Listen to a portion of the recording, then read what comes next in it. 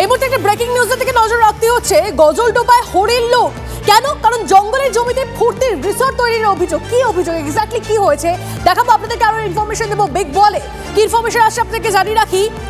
Tourism hub গজলডোবায় দেদার সরকারি জমি লুট হচ্ছে। ট্যুরিজম হাব তৈরি করে সেখানে দেদার জমি লুট। জঙ্গলের জমি দিয়ে একের পর এক শাসক নেতাদের রিসর্ট, মানে শাসক নেতারা তারা রিসর্ট তৈরি করছে একের পর এক জমি দখল করে। অভিযোগ গৌতম দেবের।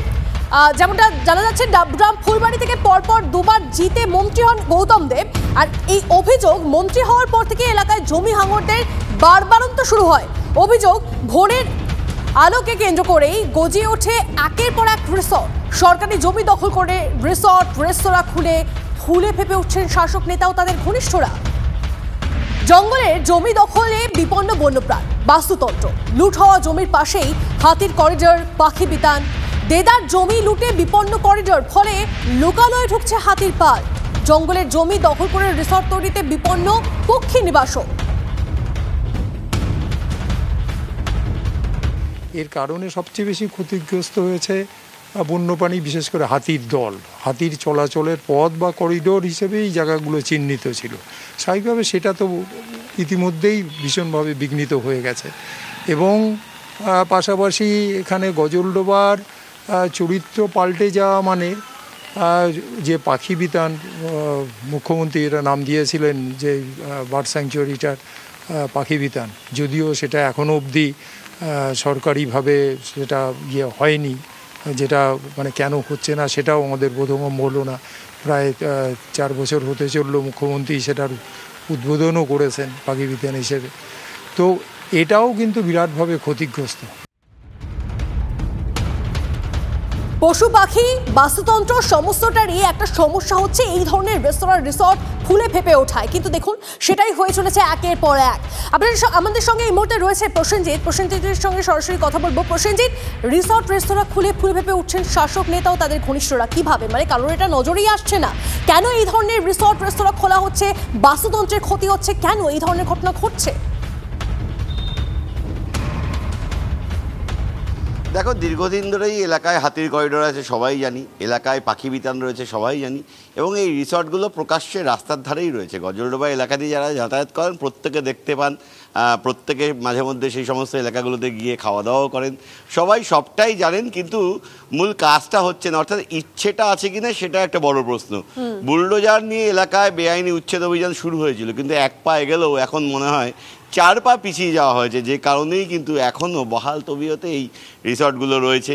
এবং ঠিক উল্টো দিকে খুব ইন্টারেস্টিং, যে ভোরের আলো যেটা মূল প্রজেক্ট, সেখানে কিন্তু বাস্তুতন্ত্র মেনেই কোথাও স্থায়ী পরিকাঠামো নির্মাণ করা হয়নি, অথচ তার চারপাশে যে নির্মাণগুলো, এবং বিশেষ করে যে ক্ষেত্রে শাসক বা শাসক ঘনিষ্ঠদের বিরুদ্ধে অভিযোগ উঠছে, সেখানে বহুতল রয়েছে।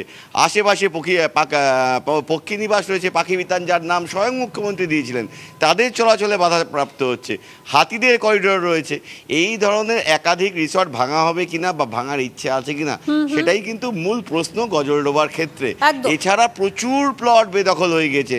শাসক নেতারা বা তাদের শাসক নেতারা এই ধরনের ঘটনা ঘটাচ্ছেন বলেই কি কোনো রকম কোনো এটার বিরুদ্ধে অ্যাকশন নেওয়া হচ্ছে না? এই প্রশ্ন তো উঠছে প্রসেনজিৎ। অবশ্যই তুমি নজর রাখো, কিন্তু দেখুন এই ধরনের কোনো ঘটনা ঘটলে রাজনৈতিক একটা টানাপোড়েন শুরু হয়ে যায়, সেটা এক্ষেত্রেও হয়েছে। কে কি বলছেন শোনাবো আপনাদের। এরা শুধু ভোগ জানে, কামাতে জানে, এরা শুধু অর্জন, পয়সা কী করে অবৈধ উপায়ে অর্জন করতে জানে। শুধু ইকোসিস্টেম বদলে যাচ্ছে না, পরিবেশ বদলে যাচ্ছে না। দেখবেন হাতির করিডোরের কারণে প্রচুর হাতির মৃত্যু হচ্ছে ওখানে, পরপর হাতি লোকালয়ে চলে যাচ্ছে, তার জন্য মানুষের মৃত্যু হচ্ছে। পুরো সিস্টেমটা কোলাপস করে গেছে। এবং এই সিস্টেম কোলাপস করার পেছনে মূল বিষয়টা কি? মূল বিষয়টা হচ্ছে দুর্নীতি। অর্থাৎ যেমনভাবে মানে বিক্রি করার মতন কিছু না থাকলে পরিবেশকে বিক্রি করে দাও। এগুলো তো সব বেআইনি হয়ে গেল না একদম। যেমন ঠিক দীঘার এখানে শঙ্করপুরে এরকমই কিন্তু প্রচুর বেআইনি হোটেল, বেআইনি রিসোর্ট হয়েছে সমুদ্রের পাড়ে। তো গজলডোবা তো সেরকম হয়ে যাচ্ছে, এবং সেটার সাথে পুরোপুরি শাসক দলের অনেক নেতারা তার সঙ্গে যুক্ত আছে। কাগজে প্রতিদিন দেখছি, সবাই আমরা জানি, এবং প্রচুর তারা পয়সাও রোজগার করছে।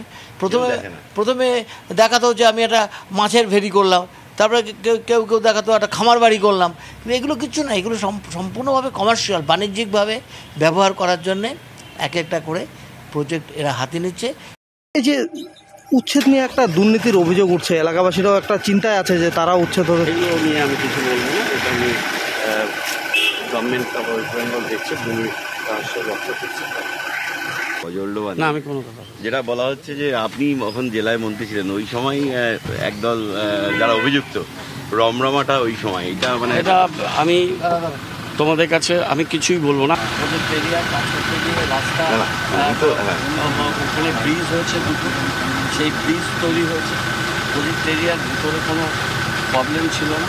বাকি প্রচুর জমি ল্যান্ড ডিপার্টমেন্টের ওগুলো ওয়েস্টের ল্যান্ড, তার সাথে মুখ্যমন্ত্রী মুখ্যমন্ত্রী টোটাল উত্তর বাংলা বিশেষ করে স্বপ্নের প্রজেক্ট ভোরের আলো, আমাদের মুখ্যমন্ত্রী মমতা ব্যানার্জির স্বপ্নের প্রজেক্ট ভোরের আলো। ভোরের আলোতে শুধু যেমন আমরা পর্যটকরা বাইরে বিভিন্ন দেশের পর্যটকরা যেমন আসে, আমাদের পশ্চিমবাংলার পর্যটক বিভিন্ন জেলার পর্যটকরা আসে, সেই পর্যটকদের যাতে কোনো অসুবিধা না হয়, যেমন পর্যটকদের যাতে অসুবিধা না হয়, বিভিন্ন পশু পাখিদের যেমন হাতি বা বিভিন্ন জীবজন্তু তাদেরও যাতে কোনো রকম অসুবিধা না হয় তার জন্য আপনারা নিশ্চয়ই দেখেছেন কয়েকদিন আগে একটা হাতি মেরে ফেলছে, বাচ্চা হাতি নিশ্চয়ই দেখেছেন হয়তো, চলাফেরার জায়গা পাচ্ছে। এটা হচ্ছে টোটালি সেটা মুখ্যমন্ত্রীর নজরে আছে, মুখ্যমন্ত্রী নিশ্চয়ই নির্দেশ দেবে, সেই নির্দেশ দেখে নিশ্চয়ই সেটা পালন হবে।